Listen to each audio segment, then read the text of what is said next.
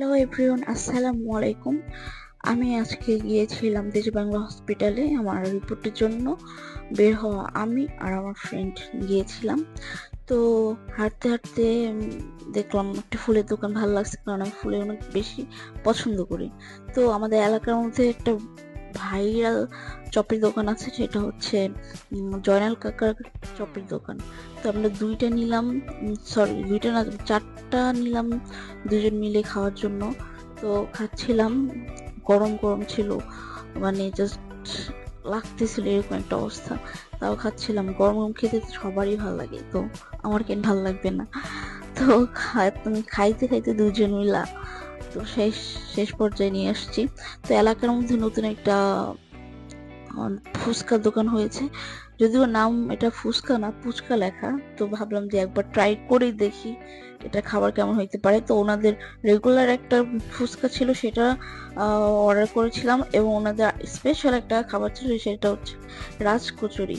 তো দুইটাই অর্ডার করলাম। অর্ডার করার পর ডেকোরেশন গুলো দেখতেছিলাম, মানে এখানে কম হলে 20 জনের মতো বসতে পারবে এরকম একটা ক্যাপাসিটি আছে।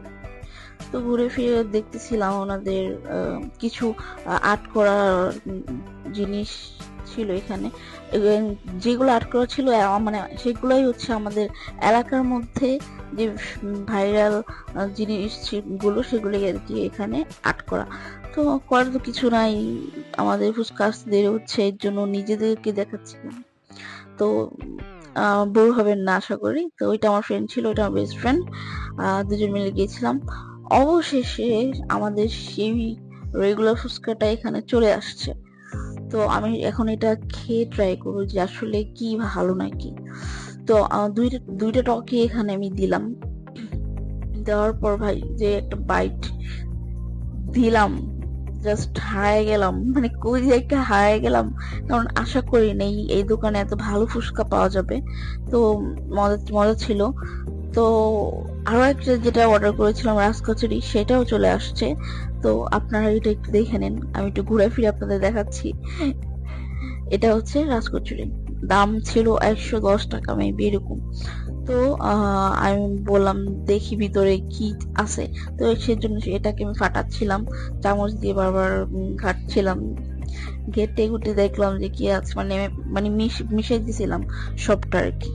তো মেশানোর পর এটাও নিলাম, নিয়ে একটা বাইট দিলাম, জাস্ট ওয়াও লেভেলের ছিল খেতে।